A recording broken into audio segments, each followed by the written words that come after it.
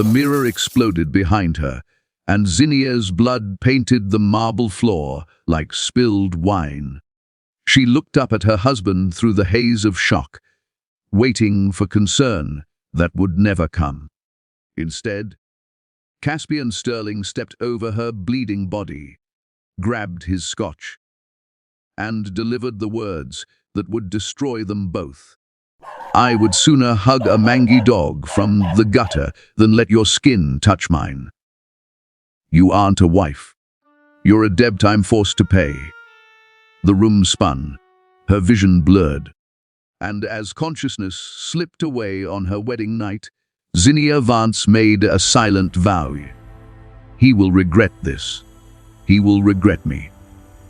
And when he finally falls, I'll be the one standing over him, watching him bleed." What she didn't know was that 5 years later, she'd keep that promise. Before we begin this journey of betrayal, redemption, and shocking truth, if you're ready to witness a love destroyed and rebuilt from ashes, hit that subscribe button right now, because this story will take you through tears, rage, and a twist so powerful you'll need to watch it twice to believe it. Drop a comment telling me, have you ever given someone a second chance they didn't deserve?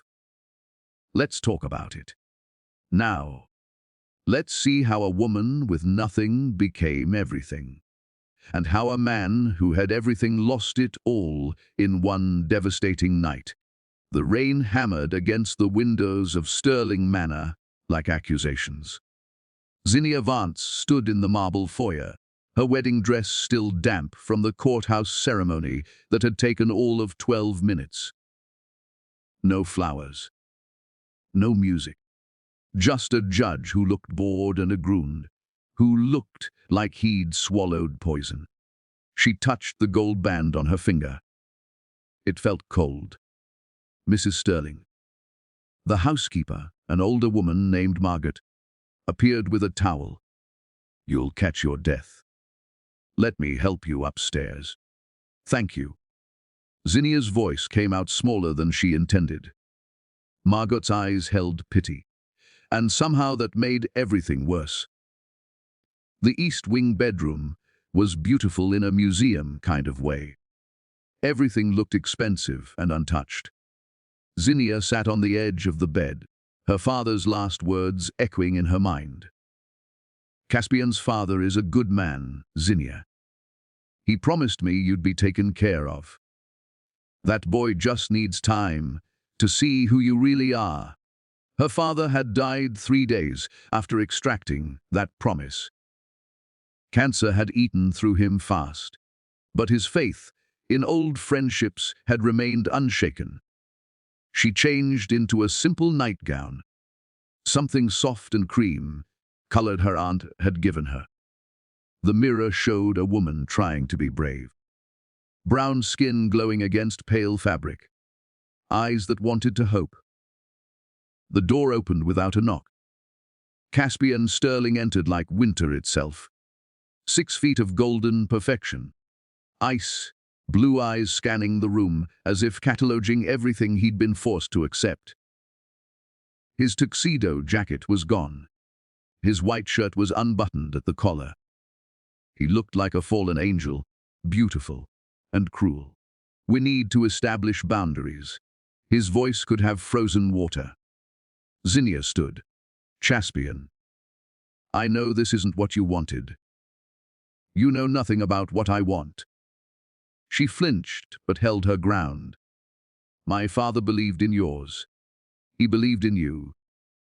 Your father was sentimental. Mine was weak."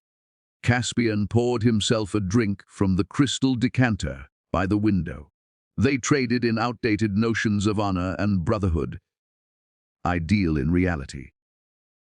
What reality is that? He turned, and his gaze moved over her like she was something distasteful. "That I've been shackled to a woman I didn't choose. That my bloodline has been compromised by my father's guilt over a war buddy's dying wish." The words hit like fists. Zinnia's hands trembled. I didn't ask for this either. I had plans, a life, dreams that didn't include being married to someone who looks at me like I'm garbage. Then we agree on something. He drained his glass. We'll live separately. You'll have an allowance. In public, we'll be civil. In private, we don't exist to each other. For how long? Until I find a way out of this contract my father signed. His jaw tightened. There are lawyers reviewing it now. Zinnia felt something crack inside her chest. She'd prepared herself for coldness, for distance. But this active hatred, this venom, she hadn't expected that. She moved toward him, not thinking, just needing to bridge some gap. Caspian, please. Can't we at least try? My father said you were kind once, that you used to. Don't. He held up a hand. Don't come near me. But she'd already reached for him, her fingers brushing his arm in what was meant to be comfort. He jerked back like she'd burned him. The violence of it sent her stumbling. Her hip caught the corner of an antique side table. She reached for balance and found the gilded mirror instead.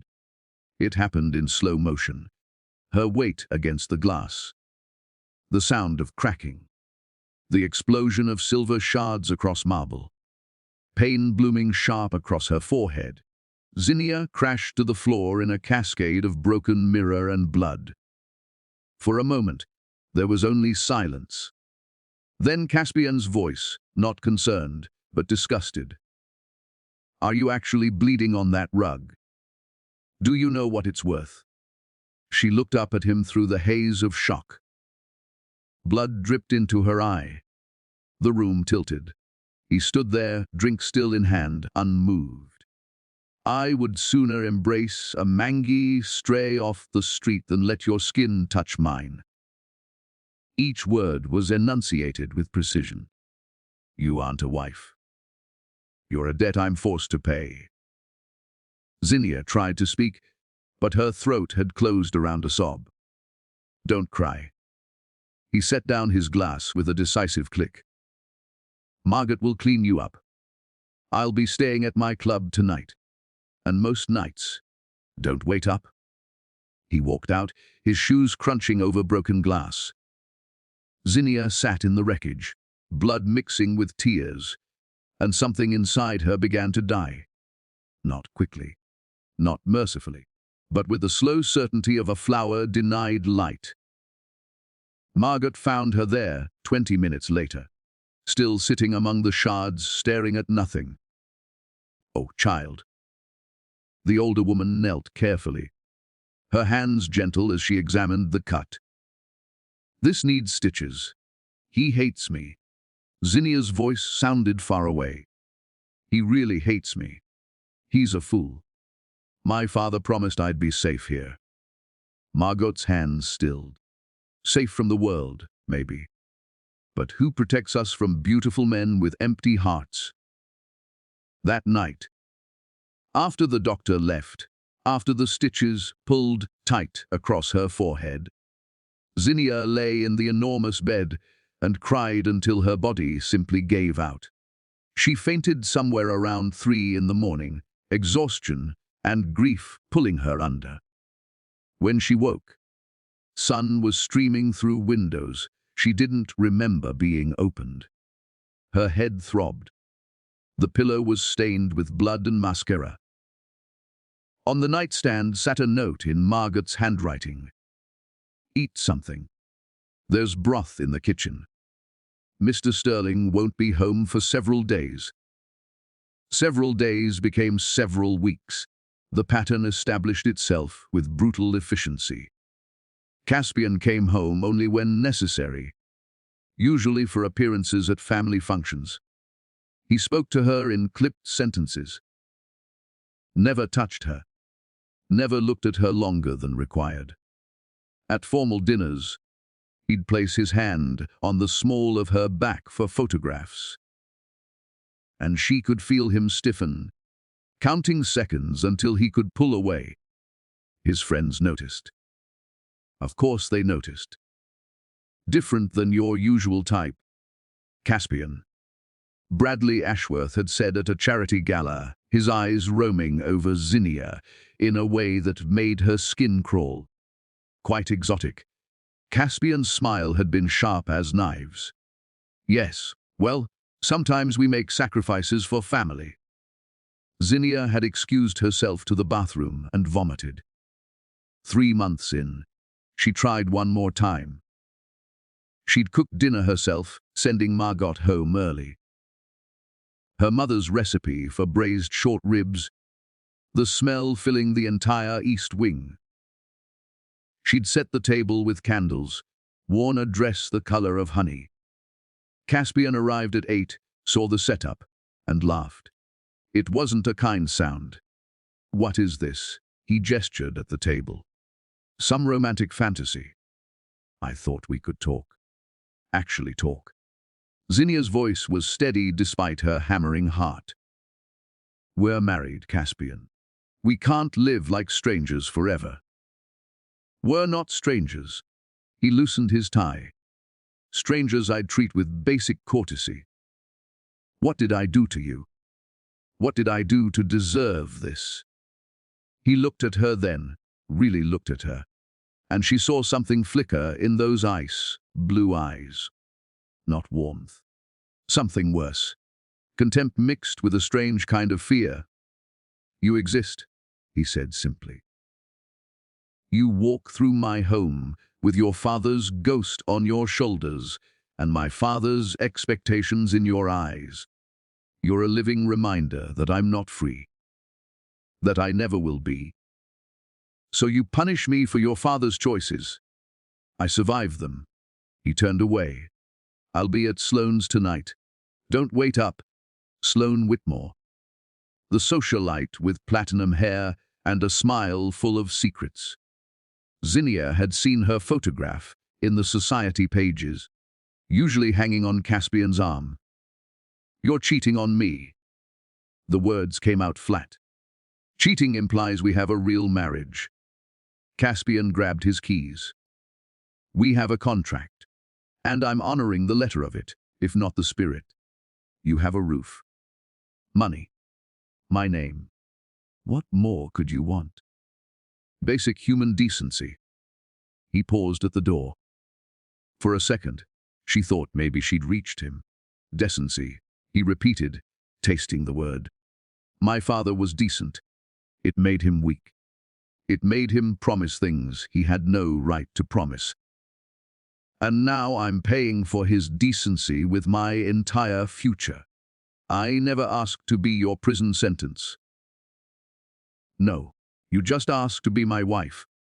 His hand tightened on the doorknob. Worse luck for both of us. He left, and the candles burned down alone. Zinnia sat at the table for hours, watching wax pool and harden. At midnight, she made a decision. She wouldn't beg anymore. Wouldn't cook meals he'd never eat, or wait for conversations he'd never have.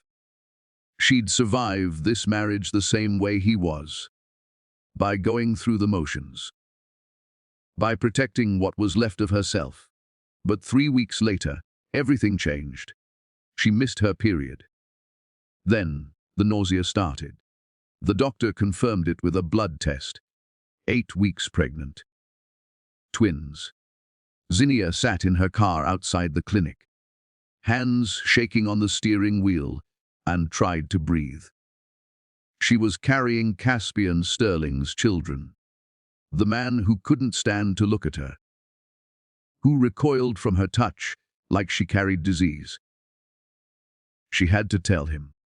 Despite everything, he had a right to know.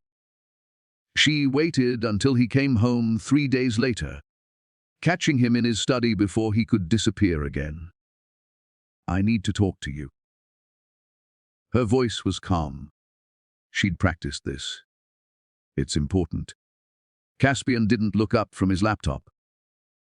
Unless the house is burning down, it can wait. I'm pregnant. His fingers stopped moving on the keyboard. The silence stretched so long she wondered if he'd heard her.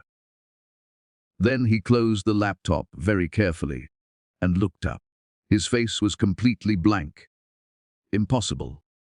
The doctor confirmed it yesterday. 8 weeks. Twins. Something crossed his face. There and gone too fast to read. We haven't. The wedding night. Her cheeks burned. Before you pushed me. Before the mirror. You were drunk. You don't remember. His jaw worked. This is a trap. What? You planned this. He stood, and she saw fury in every line of his body. You somehow planned this to lock me in. Zinnia's shock turned to anger. You think I wanted to bring children into this nightmare. You think I wanted to tie myself to a man who treats me like something he scraped off his shoe. Then get rid of it. The words fell like stones. Them, she whispered. Get rid of them. They're not an eat. They're your children. They're a mistake. His voice was ice. One I'm not willing to compound by bringing unwanted children into the world. I want them. Then raise them on your own. He pulled out his phone. I'll have my lawyer draw up papers. You'll get a settlement. Enough to live comfortably. But I want a divorce, and I want you gone. Zinnia felt the floor tilt under her feet. 6 months of coldness and cruelty had prepared her for many things, but not this. Not being thrown away while carrying his children. Your father is dead. Caspian cut her off. And his promises died with him. I've found a loophole in the contract. Your father never specified length of marriage. 6 months satisfies the legal requirement. You've been planning this since day one. He smiled, and it was the cruelest thing she'd ever seen. Did you really think I'd spend my life chained to you? Watching you grow round with children who'll always remind me of the worst mistake my father ever made. Something broke in Zinnia then, not her heart. That had broken months ago. This was deeper. This was the foundation of who she'd been crumbling away. Get out. Her voice was strange, distant. Get out of my sight. Gladly. He moved to the door, paused. The papers will be delivered tomorrow. Sign them. Take the money. Disappear. If you ever try to contact me about these children, I'll make your life hell. You already have. He left without another word. Zinnia stood in the study until her legs gave out. She collapsed into his chair, the leather still warm from his body, and felt her sons move inside her for the first time. Tiny flutters like butterfly wings. She placed both hands on her stomach. I'm sorry, she whispered to them. I'm sorry your father is a monster. But I promise you, I promise on everything I am, you will never feel unwanted. Never feel less than. I will love you enough for 2 parents. I will give you everything. The next morning, the divorce papers arrived. That afternoon, there was a storm. And that night, Caspian Sterling came home drunk and furious because Sloane had stood him up for some business dinner. He found Zinnia packing in the East Wing bedroom. Good, he slurred. You're leaving. Finally doing something right. She didn't look at him. Just kept folding clothes with mechanical precision. Did you hear me? He stumbled closer. I said you're finally. I heard you. Her voice was empty. I hear everything you say, Caspian. Every cruel word. Every hateful look. I collect them like scars. Spare me the victim act. She turned then, and whatever he saw in her face made him step back. I'm not a victim, she said quietly. Not anymore. I'm just done. Done hoping you'll wake up human. Done believing there's anything decent left inside you. Then sign the papers and go. I signed them this morning. She handed him the folder. Your lawyer has them. I took nothing but what my father left me. You're free, Caspian. Congratulations. He stared at the folder like it might bite him. Just like that? Just like that. She zipped her suitcase. Margot's calling me a cab. I'll be gone in 20 minutes. You'll never have to see me again. And he gestured vaguely at her stomach. They're not your concern. You made that clear. He opened his mouth, closed it. For a second, something almost like regret flickered across his face. Then it was gone. Good luck, he said stiffly. I don't need luck. Zinnia picked up her suitcase. I have something better. I have nothing left to lose. She walked past him, down the grand staircase, through the foyer where she'd first entered as a bride. Margot was crying by the door. You'll call me. The housekeeper gripped her hands. You'll let me know you're safe. I promise. And the babies. Zinnia's smile was small but real. I'll send pictures. The cab pulled up. Rain poured down in sheets. Zinnia took one last look at Sterling Manor, at the lit windows and perfect architecture, at the prison that had almost destroyed her. Then she climbed into the cab and didn't look back. Behind her, standing in the doorway, Caspian Sterling watched her taillights disappear into the storm. He told himself he felt nothing. He told himself he'd won. But somewhere deep inside, where truth lived, a voice whispered that he'd just made the biggest mistake of his life. He silenced it with another drink. 5 years later, Caspian Sterling stood on the balcony of his penthouse, watching Newport spread out below like a kingdom he owned. And he did own most of it. Sterling Enterprises had tripled in value. His face graced magazine covers. Forbes called him the Midas of New England. At 32, he had everything. Darling, come back to bed. Sloane Whitmore appeared in the doorway, wrapped in silk that cost more than most people's rent. Her platinum hair caught the morning light like a halo. Meeting in an hour, Caspian said, not turning around. You work too hard. She pressed against his back, her perfume cloying. When are you going to relax and enjoy what you've built? When it's enough. It's never enough with you, is it? Her laugh was wind chimes, pretty and empty. That's what I love about you. Love. The word sat wrong between them. They'd been together 4 years, the relationship starting 2 months after Zinnia disappeared. Sloane was perfect on paper. Old money. Connected. Beautiful in the way magazine spreads demanded. But sometimes, late at night, Caspian woke up and couldn't remember her face. The board meeting today. Sloane continued, her fingers walking up his spine. I've been thinking about the Singapore expansion. You're not on the board. Not yet. Her smile widened. But I should be, don't you think? We're practically married. I've been patient, Caspian. 4 years is a long engagement. There it was. The pressure that had been building for months. Marriage. Something cold twisted in his gut. He'd been divorced for 5 years, but the word still tasted like ashes. We've discussed this, he said carefully. The company needs. The company is fine. Better than fine. Sloane moved around to face him. What it needs is stability. A power couple at the helm. Sterling and Whitmore. Think of the optics. Always optics with her. Never feelings. But wasn't that what he wanted? Someone who understood the game. I'll think about it. You always say that. Her eyes hardened slightly.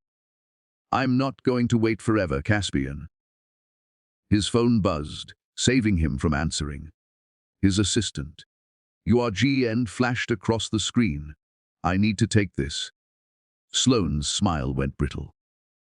Of course you do. The call was brief and brutal. 3 board members wanted an emergency meeting. Something about irregularities in the Singapore accounts. Caspian's blood went cold. He'd signed off on those transfers personally. Sloane had brought him the proposal 6 months ago. Her connections in Asia, she'd said. Guaranteed returns. Sloane asked when he hung up. The Singapore deal. There are questions. What kind of questions? The kind that require lawyers. He grabbed his jacket. I need to go. Something flickered in her eyes. Too fast to catch. Want me to come? I know those accounts inside and out. No, stay here. I'll handle it. If you're sure. She kissed his cheek, and her lips felt like ice. The emergency meeting was a massacre. Bradley Ashworth, his oldest friend, stood at the head of the conference table, looking like he'd aged 10 years overnight. Caspian, sit down. What's going on? The Singapore transfers. Bradley slid a folder across the table. They're fraudulent. Shell companies. Money laundering. The SEC is already investigating. The room tilted.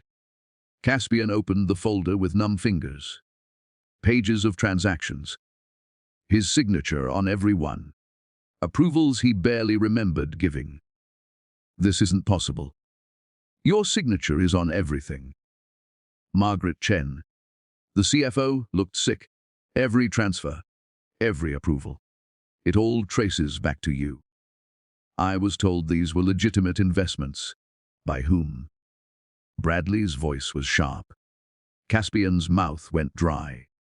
Sloane brought me the opportunity. Her contact in Singapore, a man named. There is no contact. Margaret interrupted. We traced it. The Singapore firm doesn't exist. The address is an empty warehouse. Every dollar you transferred went into offshore accounts. We can't touch. How much? The silence was deafening. How much? Caspian's voice cracked. $43 million. The number hit like a physical blow. And it gets worse, Bradley said quietly. The paper trail makes it look like you planned this. Like you were siphoning money deliberately. Whoever set this up knew exactly what they were doing. Sloane. The name fell from Caspian's lips like a stone. It was Sloane. Can you prove that? He couldn't. Every signature was his. Every approval had his fingerprints. She'd been so careful, so patient, building the trap one innocent request at a time. The board is voting to remove you, Margaret said. Today, we have no choice. The SEC investigation, the missing money. We need a scapegoat, Caspian. And right now, that's you. Bradley leaned forward. If you're smart, you'll run. Leave the country before they freeze everything. I can give you 12 hours, maybe 20, 4 before. Numb, Caspian stood, legs shaking. I didn't do this. I won't run like I'm guilty. Then you're a fool, Margaret said without malice.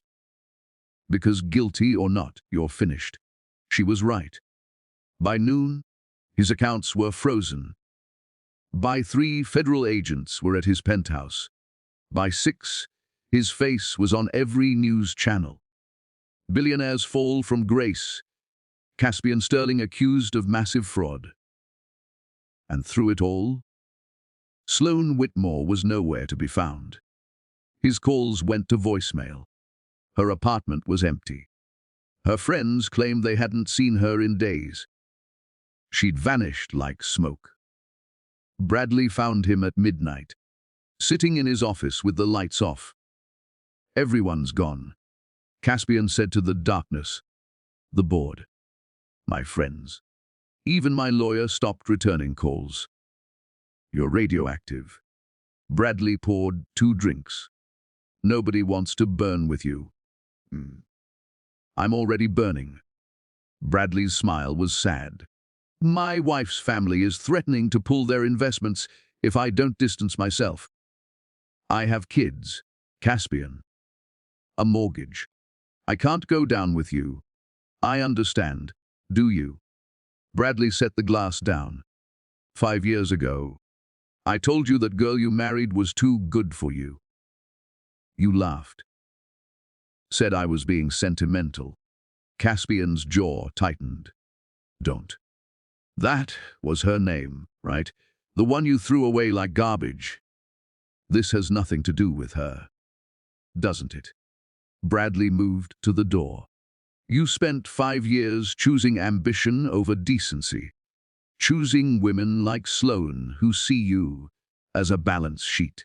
Maybe this is just karma. My friend, get out. I'm sorry, Caspian. I really am. Bradley paused at the threshold. But you made your bed. Now you have to lie in it. The door closed with a final click. Caspian sat alone in the office he'd built, surrounded by awards and photographs of a life that no longer existed. His phone buzzed. Unknown number. Against his better judgment, he answered. Hello, darling. Sloane's voice was honey and poison. Enjoying your fall. You did this. It wasn't a question. I did. She laughed, bright and terrible. Every signature you gave me, every trust you placed, I used them all. You made it so easy, Caspian. You were so busy admiring yourself, you never saw the knife coming. Why? Because I could. Her voice hardened. Because men like you need to learn that the world doesn't revolve around your beautiful face and your old money name. You used me for 4 years as arm candy, never once seeing me as anything but decoration. So I decorated your destruction. I gave you everything. You gave me nothing but table scraps from your kingdom. She cut him off. But don't worry. I'll take good care of Sterling Enterprises. The board voted me interim CEO this afternoon. Funny how that works. The line went dead. Caspian stared at the phone in his hand and felt the last piece of his world crumble. She hadn't just destroyed him. She'd taken everything and made it hers. The next 3 weeks were a blur of lawyers, depositions and doors closing in his face. His assets stayed frozen. Criminal charges loomed. His family name became a punchline. One morning, he woke up in a motel outside Providence and couldn't remember how he'd gotten there.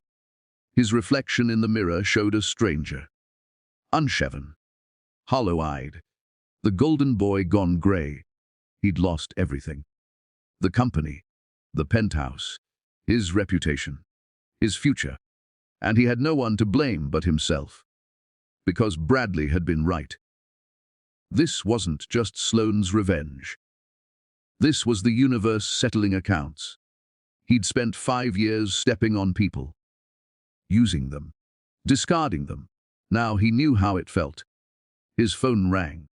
Another unknown number. What? He answered, too tired to care anymore. Mr. Sterling. A woman's voice, professional and cool. My name is Rebecca Torres. I'm with Vance Capital Management. We'd like to discuss your legal situation.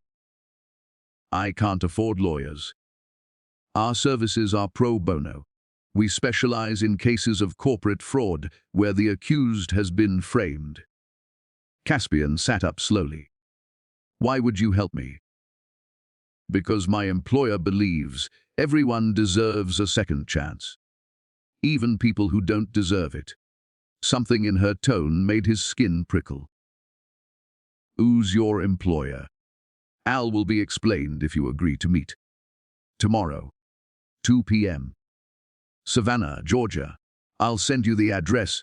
I can't travel. My passport has been temporarily reinstated by a federal judge. You'll find the paperwork in your email. She hung up before he could ask how that was possible. The email arrived 30 seconds later. First-class train ticket to Savannah, hotel reservation, and a court order allowing him to travel. Caspian stared at the screen until his eyes burned. Someone with serious power wanted to see him. Someone who could move federal judges and unfreeze enough money for a train ticket. He should have been suspicious, should have questioned everything. But he was drowning, and this was a rope. So the next day, he got on the train, and 36 hours later, he stood in front of a sleek glass building in downtown Savannah, his heart hammering, waiting to meet the person who held his last chance at redemption. The receptionist smiled. "Mr. Sterling, she's expecting you." Top floor. The elevator ride felt like ascending to judgment. The doors opened to reveal an office that could have graced Architectural Digest. Floor, tip-ceiling windows. Modern art. Success in every carefully chosen detail. And behind a massive desk, backlit by the afternoon sun, sat a woman who made Caspian's heart stop. Zinnia. Caspian's legs forgot how to work. Zinnia Vance Sterling rose from behind the desk, and she was nothing like the broken girl he'd thrown away. Her hair was cut short, framing a face that had traded softness for steel. A charcoal suit, hugged curves he didn't remember, tailored to perfection. Diamond studs caught the light. Her brown skin glowed with health and power. But her eyes, God, her eyes were glaciers. "Hello, Caspian." Her voice could have frozen oceans. "Set down before you fall down." He couldn't speak, couldn't move. His brain refused to process what he was seeing. I said sit. Not a request, a command. His body obeyed before his mind caught up. He collapsed into the chair across from her desk, like a puppet with cut strings. Zinnia sat back down, movements precise and controlled. She steepled her fingers, studying him like a scientist examining a specimen. "You look terrible," she observed. "How?" His voice cracked. "How is this possible? How am I alive? Successful. Not destroyed by the divorce you forced on me while I was pregnant." Her smile could cut glass. "Is that what you're asking?" "All of it." He managed to breathe. "Any of it. The short version. I survived." "That's going to cost you." "Zinnia, Mrs. Sterling," she corrected. "Or Ms. Vance, if you prefer. But you lost the right to my first name 5 years ago." The formality hurt more than he expected. A knock on the door made him jump. "Come in," Zinnia called. Rebecca Torres entered carrying a file. But Caspian barely noticed her. Because behind Rebecca, 2 small boys tumbled into the office, arguing about something in the way only brothers could. "Mum, Alaric took my..." The first boy stopped dead when he saw Caspian. Caspian's heart simply stopped beating. The child had his eyes. Ice, blue and startling against sun-kissed brown skin. Golden hair curled at his temples. He was maybe 4 years old and absolutely beautiful. "Soren, manners," Zinnia said calmly. "Sorry." The boy straightened up, suddenly formal. "I didn't know you had a meeting." The second boy appeared from behind his brother. Identical eyes, same hair, same devastating mixture of Caspian's features and Zinnia's grace. Twins, his sons. The room spun. "This is Soren." Zinnia gestured to the first boy. "And Alaric." Boys, say hello to Mr. Sterling. He's a client. Hello, Mr. Sterling, they caroused in unison. A client. She'd reduced him to a stranger. Rebecca, take them to the playroom, please. Zinnia's voice remained steady. We'll finish our meeting in an hour. Of course. Rebecca herded the boys out, but not before Alaric turned back. Are you okay, mister? You look sick. Caspian couldn't answer. His throat had closed completely. Zinnia waited until the door clicked shut. Then she stood and walked to the bar in the corner, pouring water into a crystal glass. Drink this before you pass out. I don't need you dying on my carpet. He took the glass with shaking hands. Water spilled over his fingers. They're mine. It came out as a whisper. Biologically, yes. In every way that matters, no. They don't know who you are, Caspian. They never have. You kept them from me. I kept them safe from you, she corrected, voice sharp as a blade. From a man who told me to get rid of them. Who called his own children a mistake. Who threw their pregnant mother out in a storm. Each word landed like a blow. I was wrong. His voice broke. God, Zinnia, I was so wrong about everything. Yes, you were. She returned to her desk, all business. But we're not here to discuss your regrets. We're here to discuss your future. What's left of it? Why? He looked up at her. This woman he'd destroyed, who'd somehow become a force of nature. Why would you help me after everything I did? Because my father made your father a promise. That promise extended to you, whether you deserved it or not. Her jaw tightened. And because my sons deserve to know their father isn't in prison, even if they'll never know him personally. The distinction cut deep. What do you want from me? Nothing you'd miss. Zinnia pulled out a document. I'm going to clear your name. My legal team has already traced the real money trail. We can prove Sloan Whitmore orchestrated everything. We have evidence that will not only exonerate you, but destroy her. Hope flared, painful and bright. Why haven't you released it? Because I want something in return. There it was. The trap he'd been waiting for. Anything, he said immediately. I'll give you anything. I want you to walk away. Confusion clouded his face. Walk away from what? Everything. Sterling Enterprises. Newport. Your old life. All of it. She slid a contract across the desk. Sign this, and I'll save you. You'll be free. Vindicated. But you'll disappear. Start over somewhere else. New name if you want it. New life.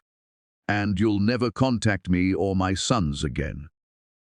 The words hit like bullets. You're asking me to give up my children.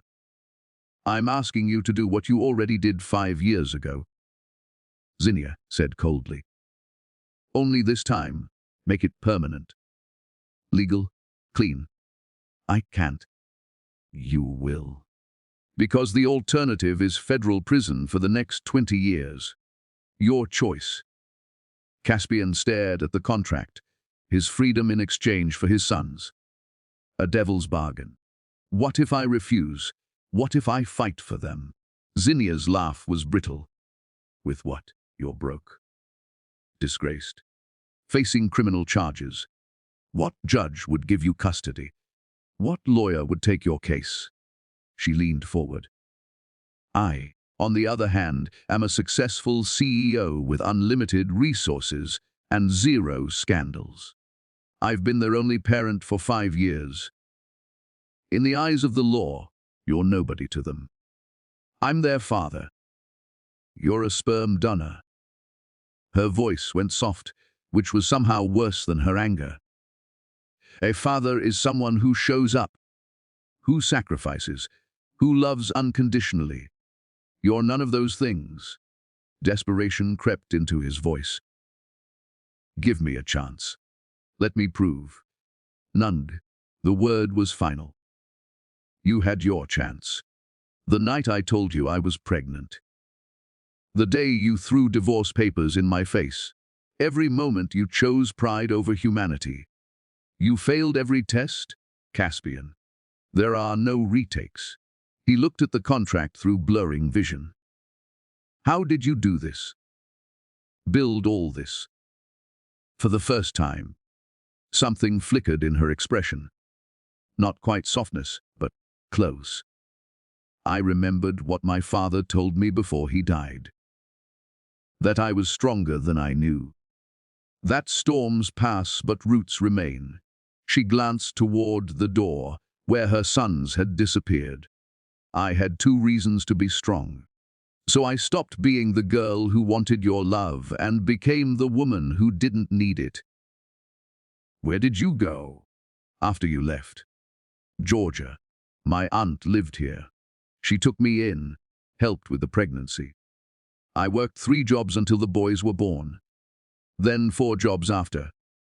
Zinnia's voice remained flat, reciting facts.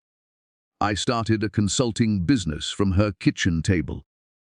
Made smart investments. Found people who believed in competence over pedigree. 5 years later, Vance Capital Management has offices in 12 cities. You built an empire. I built a life. There's a difference. She tapped the contract. Clock's ticking, Caspian. Sign or leave. Either way, I'm done with you by 3 o'clock. Picked up the pen. Put it down. Picked it up again. Can I see them before I decide? Just talk to them. Why? So you can confuse them. Hurt them when you disappear again. Zinnia shook her head. You don't get to play father for an afternoon and call it redemption.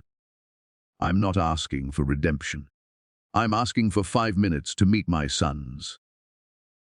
They're not yours. They're mine. I was there for every midnight fever, every nightmare, every scraped knee and lost tooth. You were busy destroying your life with a woman who saw you coming from miles away. Her composure cracked slightly. Don't you dare walk in here and claim fatherhood because your genetics worked. Caspian set down the pen, stood up, looked her in the eye. You're right about all of it. I was cruel, blind, unforgivably selfish. I threw away the best thing that ever happened to me because I was too stupid to see value in anything that didn't come wrapped in money and status. His voice shook. But those boys deserve better than a father who ran away twice. If I sign this, I'm abandoning them again. And I can't. Then enjoy prison. So be it. He turned toward the door. At least I'll know I tried to do one decent thing in my miserable life. Stop. He paused, hand on the doorknob. Zinnia stood, and for the first time since he'd arrived, he saw uncertainty in her eyes. You're seriously choosing possible prison time over freedom. I'm choosing to not be the man who abandoned his sons. Twice, he faced her. I know I have no rights, no claim. But if there's any shred of mercy left in you, let me try. Not for me, for them, so they don't grow up wondering why their father never fought for them. They won't wonder. I'll tell them you were a coward. Better a coward who tried than one who ran. He took a breath. Please, Zinnia, I'm begging you, let me be part of their lives. However you want. Supervised visits, birthdays, anything. I'll take whatever scraps you're willing to give. She stared at him for a long moment. Then she pressed a button on her desk. Rebecca, bring the boys back. Caspian's knees nearly buckled. When Soren and Alaric returned, they were arguing again. This time about which superhero was strongest. Boys, Zinnia said quietly. I need to tell you something important. They went still, sensing the shift in atmosphere. She looked at Caspian, and he saw the warning in her eyes. Hurt them, and I'll destroy you. This is your father, she said simply. The words hung in the air like thunder before a storm. Soren's eyes went wide. Alaric grabbed his brother's hand.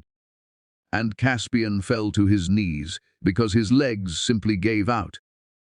Tears streaming down his face as he looked at the two miracles he'd never deserved. Soren spoke first, his voice small and uncertain. Our father, our real father.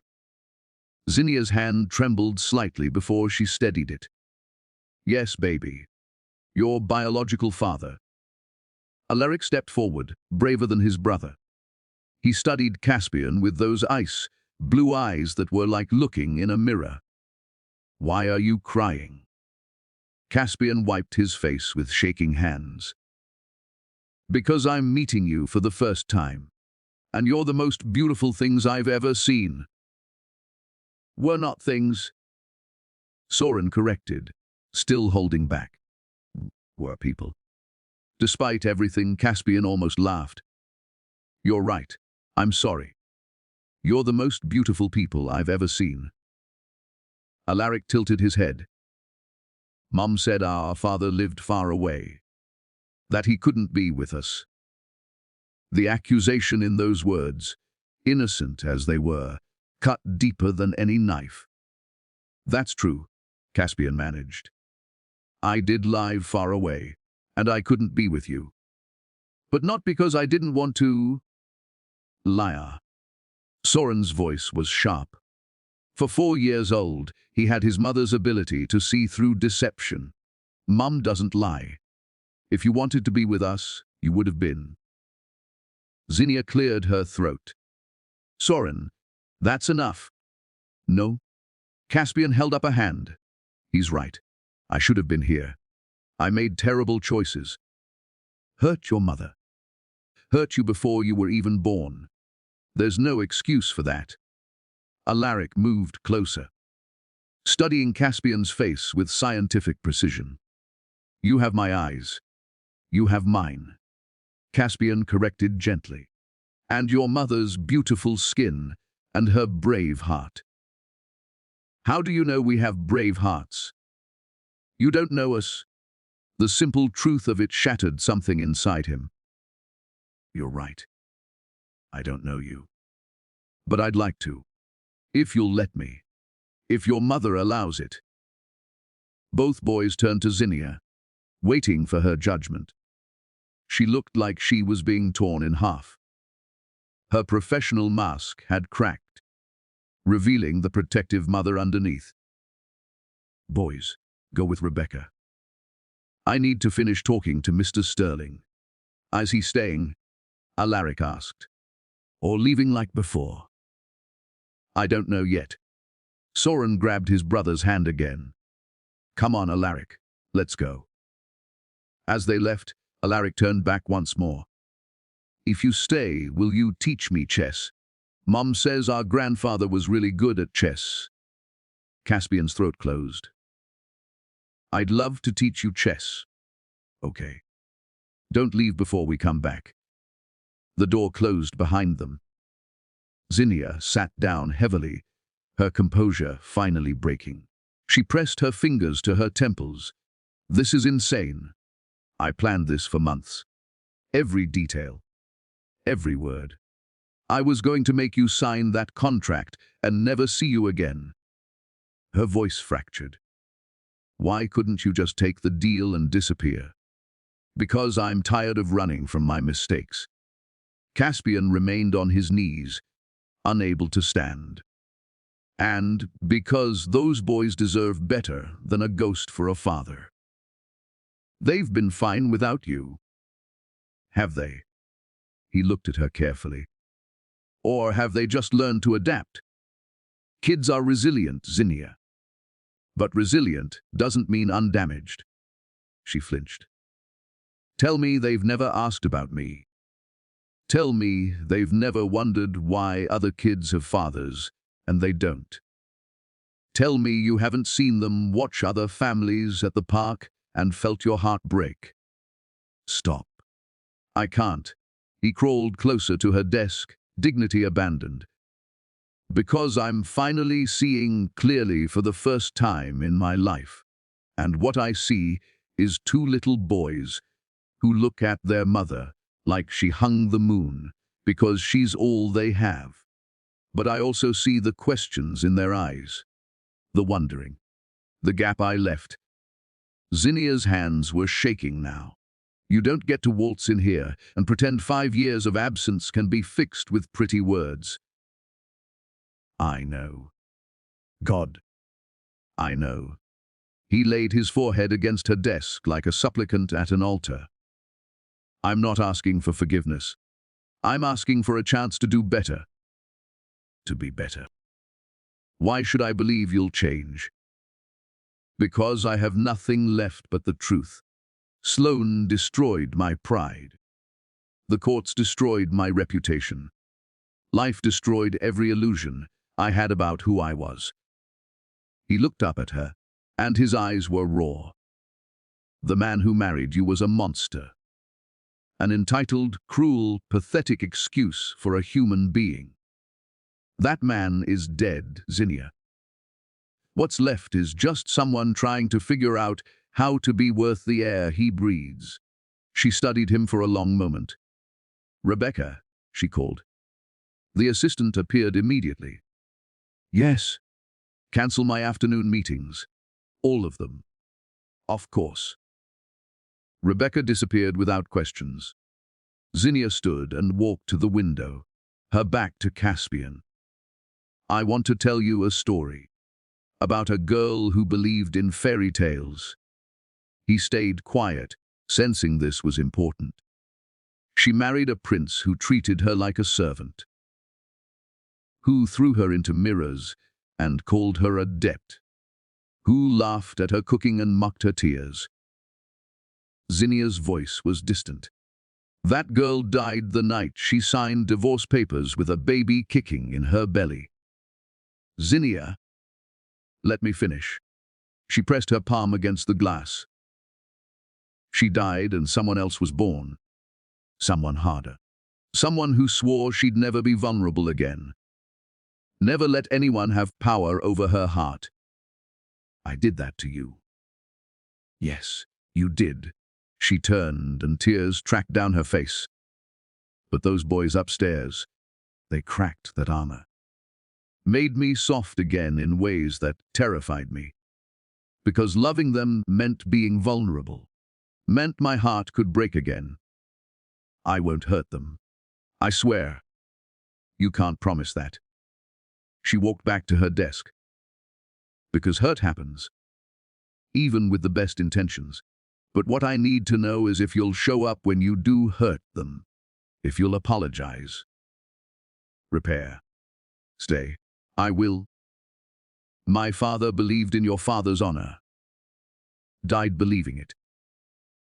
Zinnia picked up the contract she'd written. The one that would have erased him from their lives. Part of me wants to honor that belief. The other part wants to protect my sons from any more disappointment. What do you need from me? What would make you trust me? She was quiet for so long he thought she wouldn't answer. Time, she finally said, and consistency, and proof that you're not the man you were. How do I prove that? You don't. Not today. Not this week. Maybe not for years. She tore the contract in half. But you can start by being honest. About everything. No more hiding. No more pride. Caspian nodded. Ask me anything. Did you ever think about us? In those 5 years? The question was a trap, but he'd promised honesty. No, he admitted, and watched her face close. Not at first. I convinced myself you were better off. That I'd done you a favor by letting you go. I buried myself in work and Sloan and building an empire to prove I didn't need anyone. And later, I'd wake up at 3 in the morning and wonder if you'd had the babies. If they were boys or girls. If they looked like you. His voice dropped. I'd imagine calling you, apologizing. But pride always won. I told myself too much time had passed.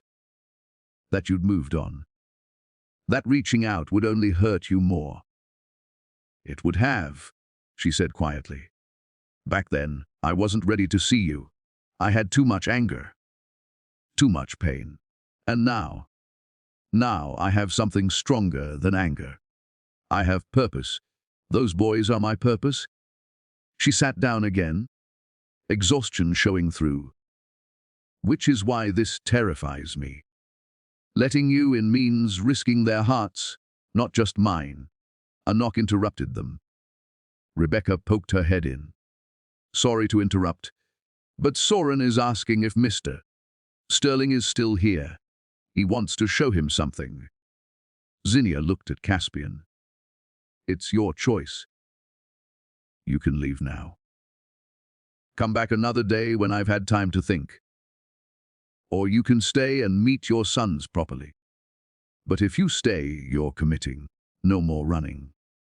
I'll stay. Even knowing I might still decide this won't work.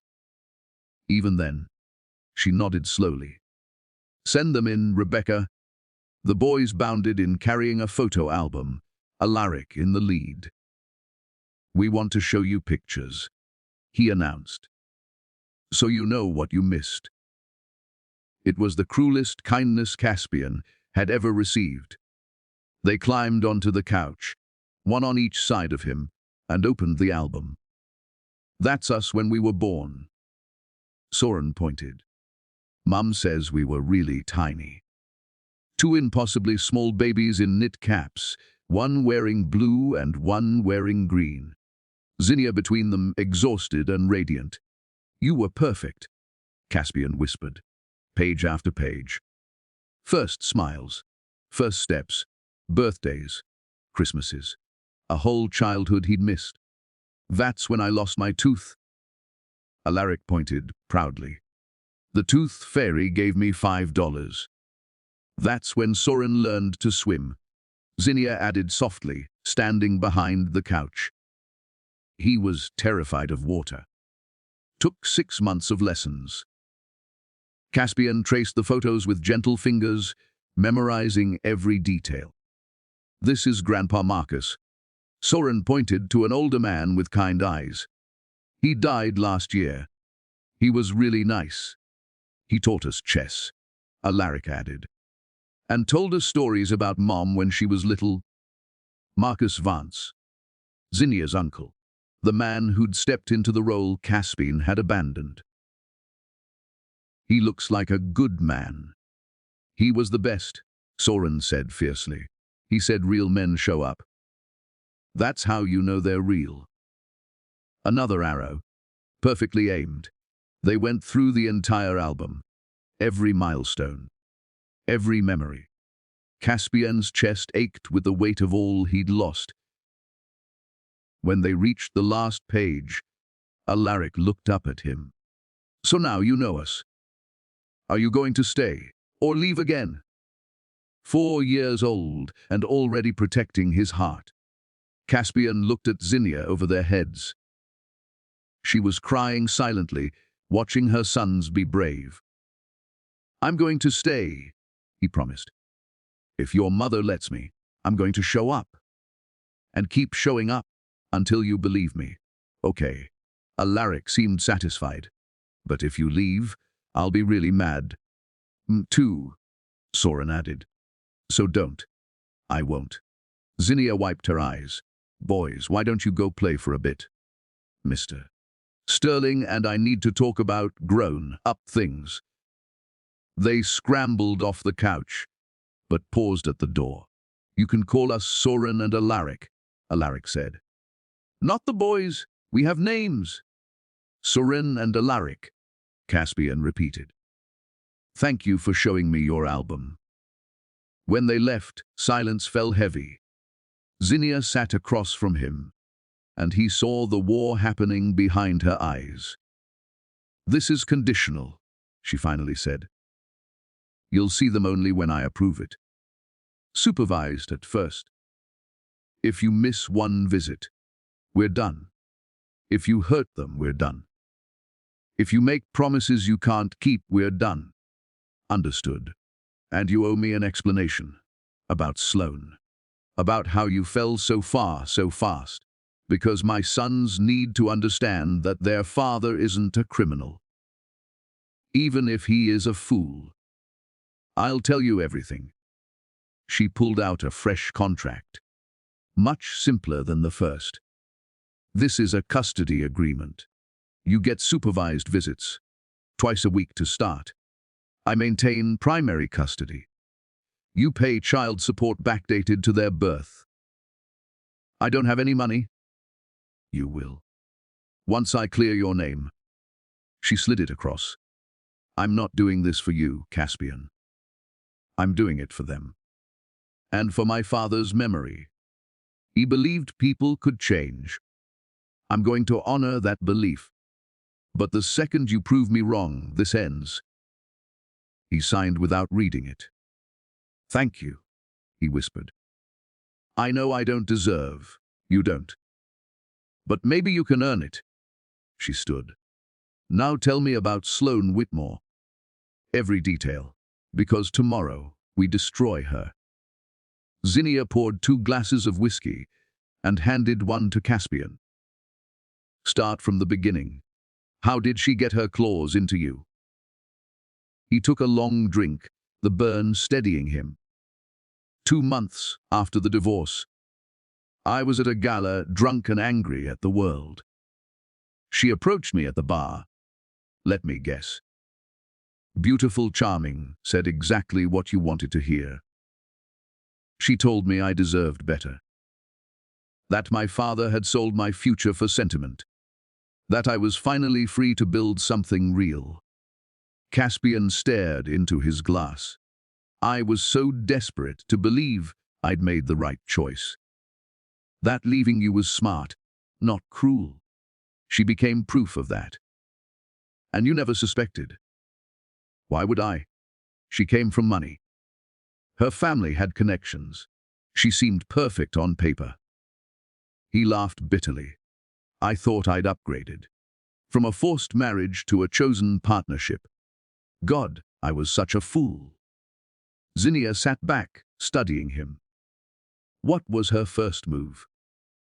She suggested I expand internationally. Said her father had contacts in Singapore.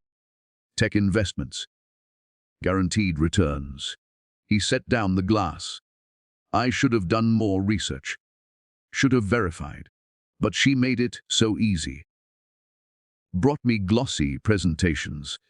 Introduced me to people who seemed legitimate.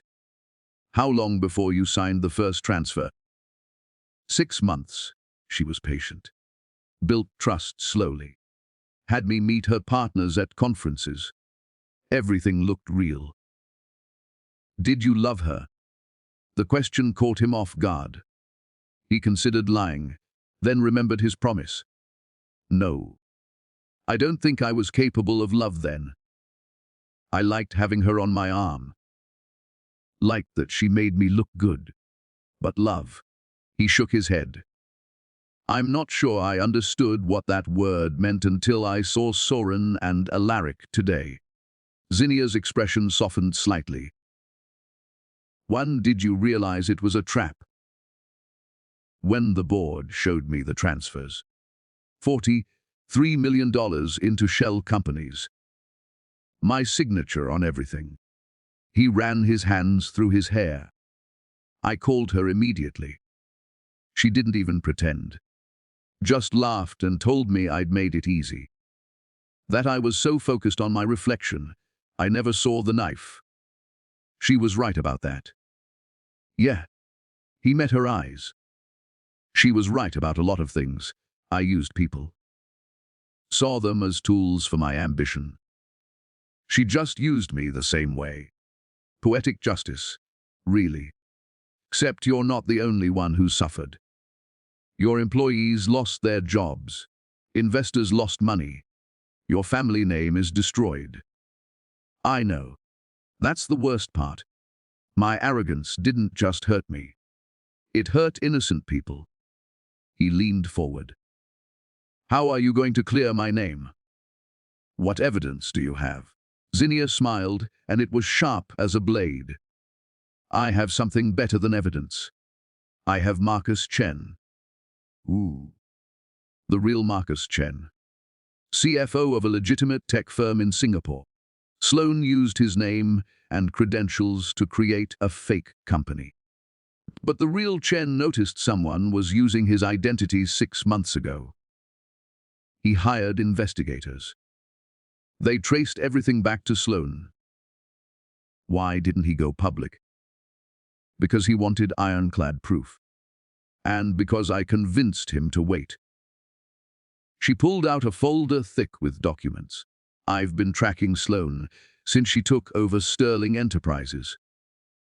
Knew she'd get greedy. Make a mistake. What mistake? She tried the same scheme again. Different company, different victim. But this time, the money trail was sloppier. She got cocky.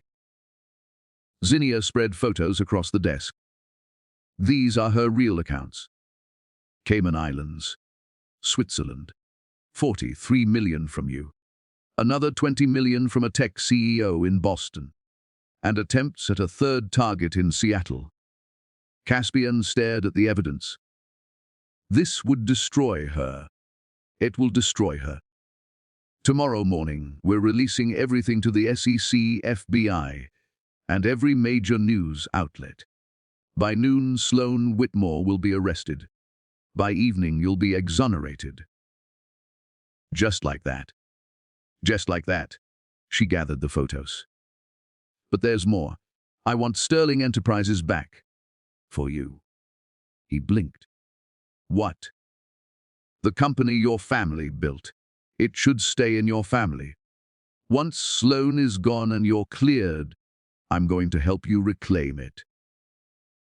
Why would you do that? Because my sons carry the Sterling name. Because that company represents their grandfather's legacy too.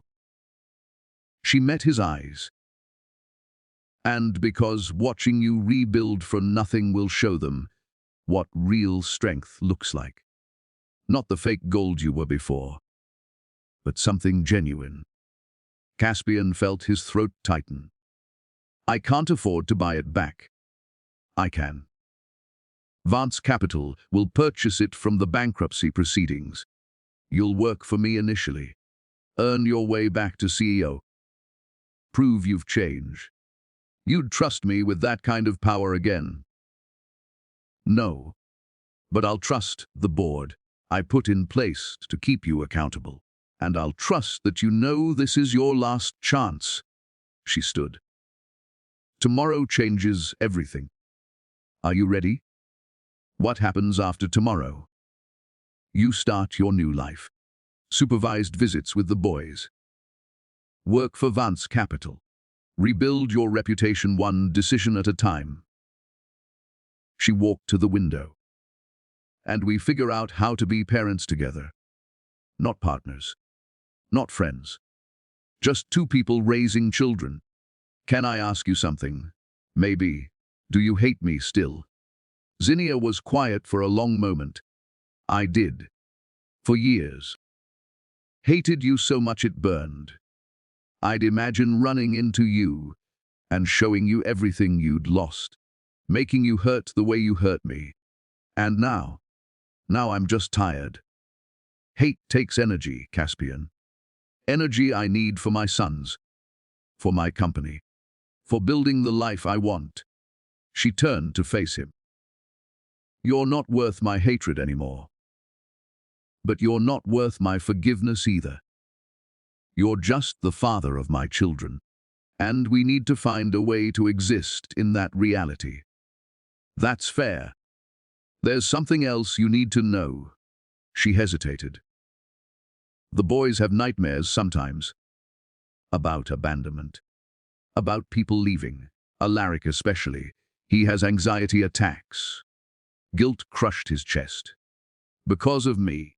Because their reality included an absent father. Child psychologists say kids internalize that. Wonder if they weren't good enough to make you stay. Jesus. He covered his face. How do I fix that? You don't fix it. You just show up, consistently. Let them learn that you're reliable, that they matter. It'll take time, maybe years, but eventually the nightmares will fade. A knock interrupted them. Rebecca again. Sorry, but the boys are getting restless. Asking if they can have dinner with their father. Zinnia looked at Caspian. Your choice. But if you stay, you're eating chicken fingers and mac and cheese. That's what they want tonight. I can't think of anything I'd rather eat.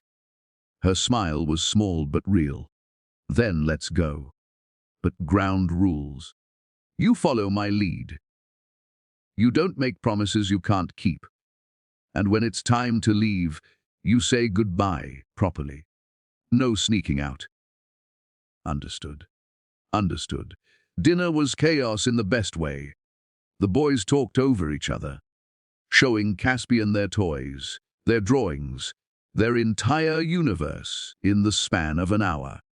Zinnia watched from the kitchen, and Caspian caught her wiping tears more than once. You like Spider-Man? Alaric asked, holding up an action figure. I do now. Good, because he's the best. Alaric climbed into the chair next to him. Do you live here? In Georgia. No?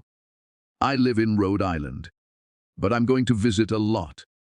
If that's okay with you. It's okay with me, Soren said. But you have to call before you come. Mom says that's polite. I will definitely call first. After dinner, Zinnia announced bedtime. The boys groaned but obeyed.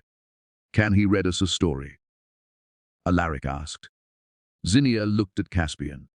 Can you handle a bedtime story? I can try. Their room was perfect. Bunk beds with space-themed sheets. Books everywhere. Drawings taped to walls.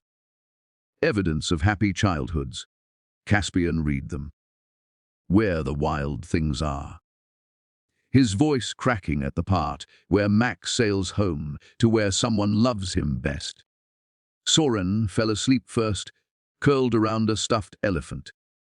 Alaric fought it longer, eyes drooping. Will you be here tomorrow? Not tomorrow, but soon. I promise. Okay.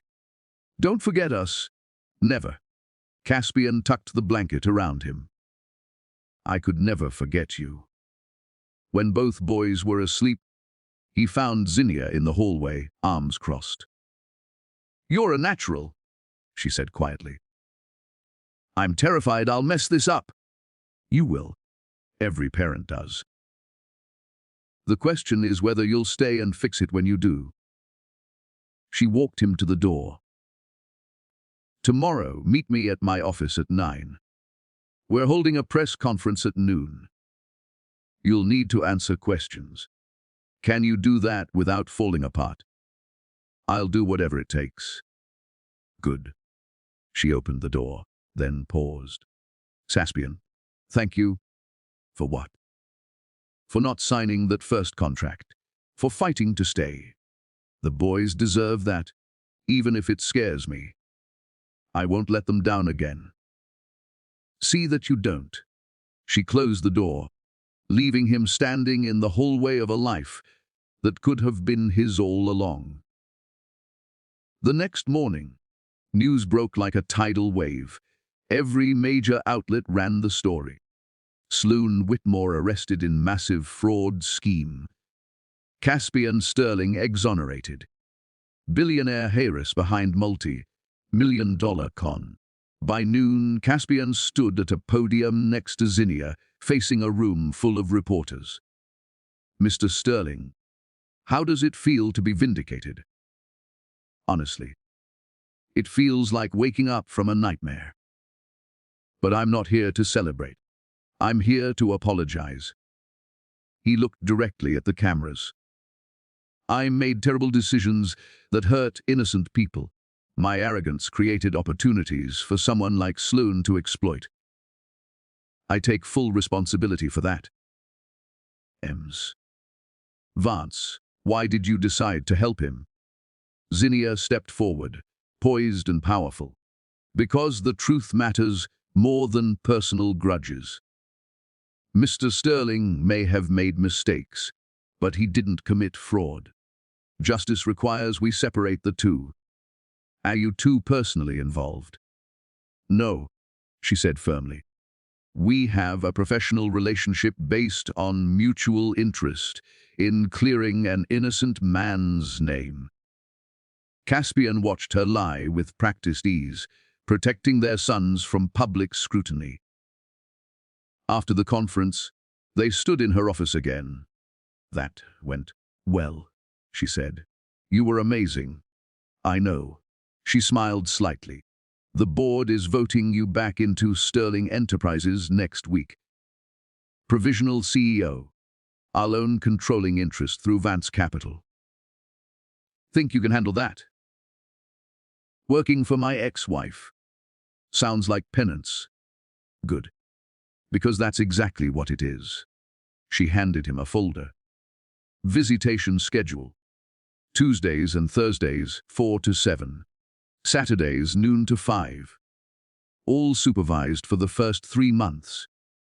He took it like it was made of gold. Thank you. Don't thank me. Prove me right. She walked him to the elevator. And Caspian. The boys asked if you'd come to Alaric's birthday party next month. It's at a trampoline park. Very loud, very chaotic. I'll be there. Good. The elevator dinged. See you Tuesday. As the doors closed, Caspian looked at his reflection in the polished metal. The golden boy was gone. In his place stood someone humbler. Someone broken and rebuilt. Someone who finally understood what mattered. 3 months passed like lessons in humility.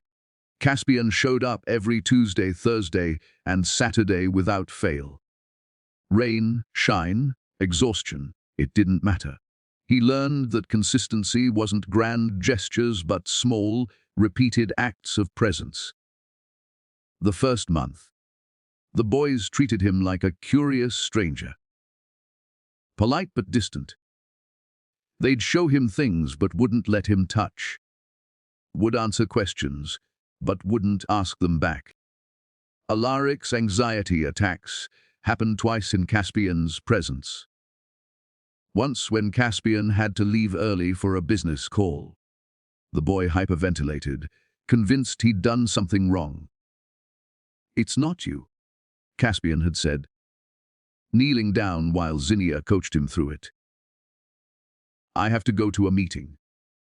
But I'm coming back Thursday. I promise. People always say that. Alaric's little chest heaved. Then they don't come back. Who told you that? Nobody. I just know it. That night, Caspian called Zinnia. Cancel all my Tuesday and Thursday meetings. Permanently. Nothing is more important than those hours. You can't run a company like that. Watch me. By month 2, things shifted. Soren started asking questions about Caspian's childhood, his parents. Why his eyes were the same color as theirs. Did you know our mom when we were in her belly? Soren asked one Thursday while they built with blocks. I did. Briefly. Did you want us? The question landed like a bomb. Zinnia froze from where she was reading on the couch. This was the moment she'd been dreading. Caspian set down his block carefully. I didn't know how to want anything real back then. I was scared and selfish. But the second I saw you both, I wanted you more than I've ever wanted anything in my life. But you left before we were born. I did. And that was the worst mistake I ever made. Why did you leave? How do you explain adult failures to a 4-year-old? Because I was broken inside. And I didn't know how to fix it. So I ran away instead of staying and trying. Soren considered this. Mum says broken things can be fixed if you're patient. Your mom is very wise. Are you fixed now? I'm trying to be. Every day, I try a little harder. Soren nodded, satisfied, and went back to building. Zinnia caught Caspian's eye and mouthed, "Well done." That night, after the boys were asleep, she poured them both coffee. "You handled that better than I expected." "I'm learning." Slowly. He wrapped his hands around the mug. "How do you do this every day?" The questions, the emotions, the constant vigilance. "You just do. Because the alternative is letting them down." She sat across from him. "But it's hard. Some nights I collapse after they're asleep and wonder if I'm screwing them up anyway." "You're an incredible mother, Zinnia." "I'm a terrified mother who's winging it." She smiled tiredly. "But thank you." These moments had become more common. Brief conversations after the boys slept. Coffee and honesty. Not quite friendship, but something like a ceasefire. "Can I ask you something personal?" Caspian ventured. "Depends on how personal." "Have you dated?" "Since the divorce." She laughed. "When would I have time?" "Between building a company and raising twins, romance isn't exactly a priority." "You deserve happiness, though." "I have happiness. It just looks different than I imagined." She studied him. "What about you?" After Sloane. "Haven't even looked at another woman. The idea of trusting someone like that again." He shuddered. "Besides, I'm too busy learning how to be human." "How's that going?" "Some days better than others." He set down his mug. "The company is harder than I expected. Having a boss is humbling." "I'm not that bad." "You're terrifying. You see through every excuse, every shortcut. It's like working for my conscience." "Good. You need one." But she smiled. "You're doing well, though. The board notices. You've cut costs without cutting people. Found ethical solutions instead of easy ones. Because I'm trying to build something that won't collapse the second someone tests it." That's growth. By month 3, Alaric started calling him Dad instead of Mr. Sterling. It happened casually, while they were playing chess. Alaric was learning fast, his little mind absorbing strategy like a sponge. "Dad, is this checkmate?" Caspian's hand froze over the board. He looked at Zinnia, who'd gone very still. Alaric noticed the reaction. "Is that okay? Can I call you Dad?" "Yes." Caspian's voice broke. "You can call me whatever you want." "Okay. Then you're Dad. Is this checkmate?" "It is. You won." Alaric beamed, and Caspian had to excuse himself to the bathroom to cry. Soren took longer. He still called Caspian by his first name, maintaining careful distance. Zinnia explained he was the more cautious twin. Needed more proof before he trusted. "He's protecting himself," she said. "And probably protecting Alaric too. He takes being the older twin seriously, even if it's only by 3 minutes. I can wait. I'll wait as long as he needs." The breakthrough came at Alaric's 5th birthday party. The trampoline park was chaos. 20 kids hopped on sugar and adrenaline. Parents clustered in groups, making small talk. Caspian felt completely out of place, but stayed because he'd promised. Halfway through, A bigger kid pushed Alaric off a trampoline. Not maliciously, just rough play. But Alaric landed wrong and started crying. Caspian was there before Zinnia, scooping him up. Let me see. Where does it hurt? My wrist. Tears streamed down Alaric's face. The wrist was already swelling. Caspian carried him to Zinnia. We need ice, maybe urgent care. Zinnia was already grabbing her keys. I'll drive. Can you hold him? In the car, Alaric curled against Caspian's chest, still crying softly. You're okay, buddy. We're going to get you fixed up. It hurts. I know. You're being very brave. Soren sat on Caspian's other side, unusually quiet. When they got to urgent care, he grabbed Caspian's hand. Is Alaric going to be okay? He's going to be fine. Probably just a sprain. I don't like when he's hurt. It makes my stomach feel weird. That's because you love him. When people we love hurt, we hurt too. Soren looked up at him with those two knowing eyes. Do you love us? More than anything in the world. Even though you didn't before. Caspian knelt down, ignoring the people around them. I was sick before. Sick in my heart and my head. I couldn't love anyone, not even myself. But being with you and Alaric, you healed me, taught me how to love. So yes, I love you, both of you, more than my own life. Soren studied his face for a long moment. Then he wrapped his small arms around Caspian's neck and whispered, Okay, Dad. Caspian held him and cried there in the waiting room, not caring who saw. When Zinnia came out with Alaric, his wrist wrapped but not broken, she found both her sons clinging to Caspian like he might disappear. Just a bad sprain, she announced. He'll be fine in a few weeks. Can Dad come home with us? Alaric asked. I don't want him to leave yet. Zinnia looked at Caspian, a question in her eyes. Please, Mom, Soren added. Just for tonight, she sighed. One night. But he sleeps on the couch. That evening was the closest thing to normal Caspian had ever experienced. They ordered pizza, watched a movie. The boys fell asleep on either side of him, their small bodies trusting and warm. Zinnia covered them with a blanket. I'll carry them to bed. Let me. Caspian lifted Alaric first, careful of his wrist, then Soren. Tucked them both in and kissed their foreheads.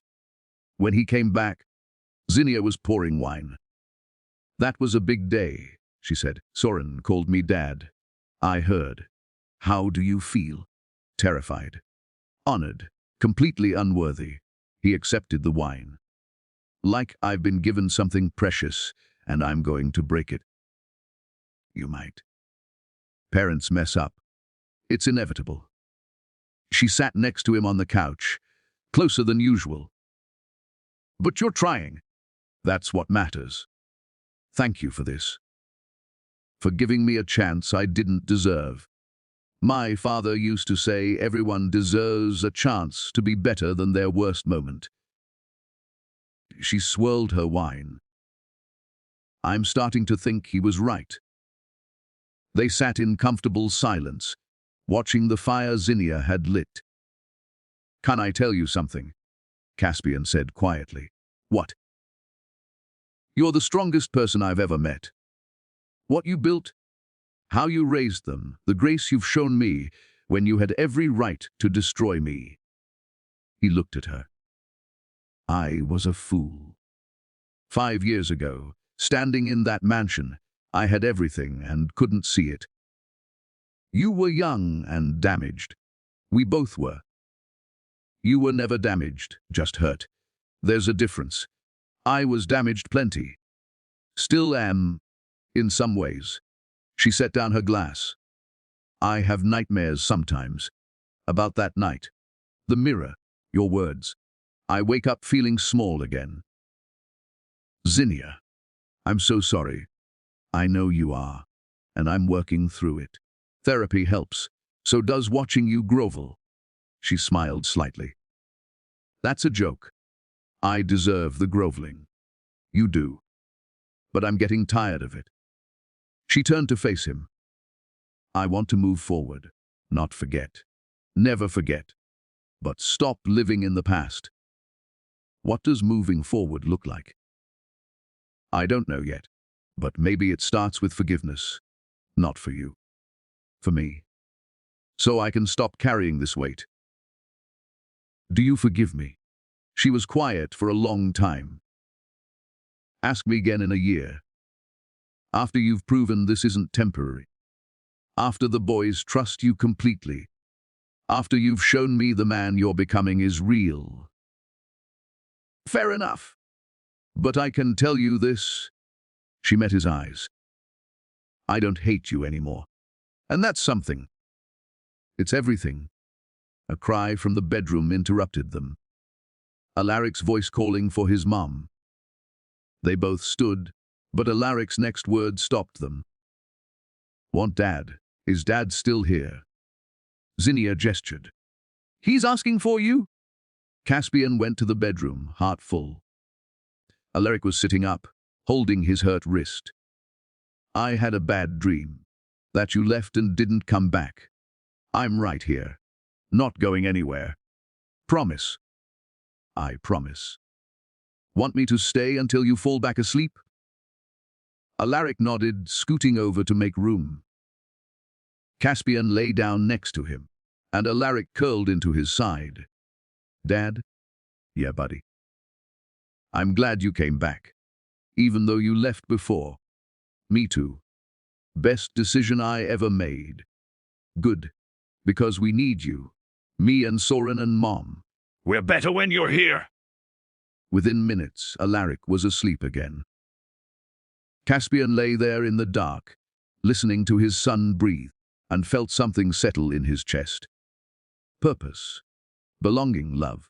All the things he'd thrown away were being handed back to him piece by piece. And this time, he wouldn't let go. 1 year later, Caspian stood in Zinnia's backyard watching the twins play soccer. They were 6 now. Taller, braver, undeniably his. Dad, watch this. Soren kicked the ball perfectly into the goal. Incredible! Do it again! Zinnia appeared beside him with lemonade.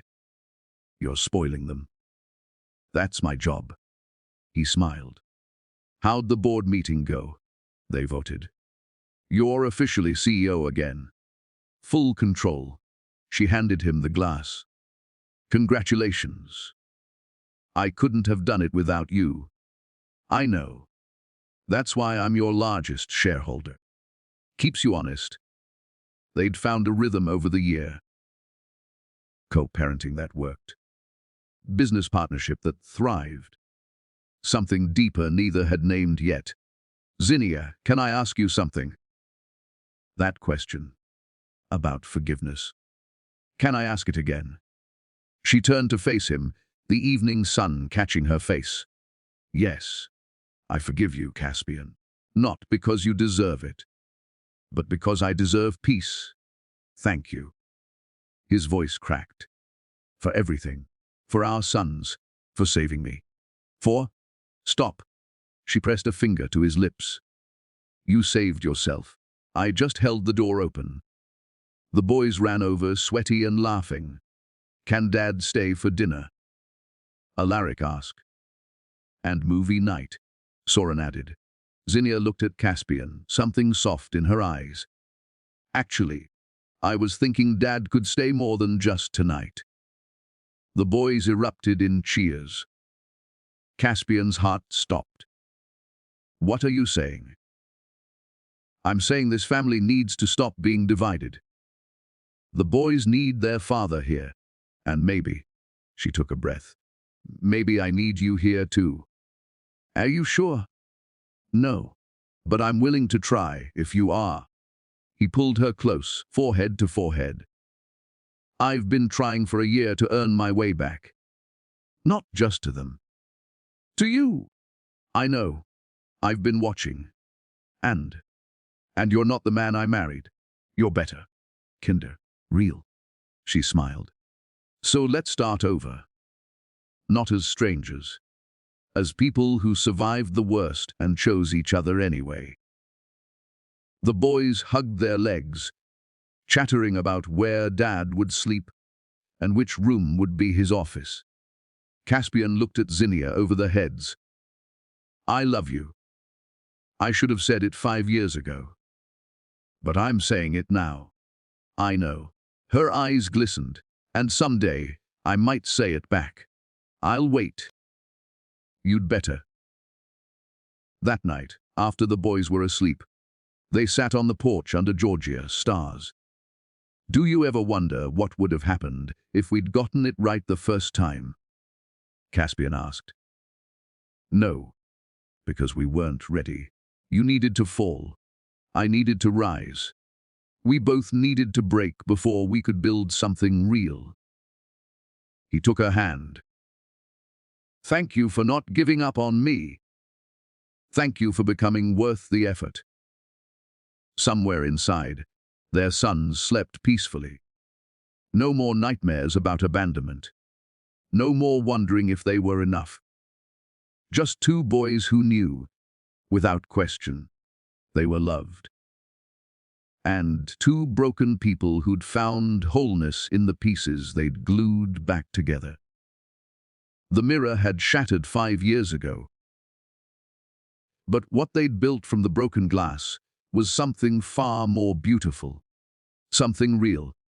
Something that would last.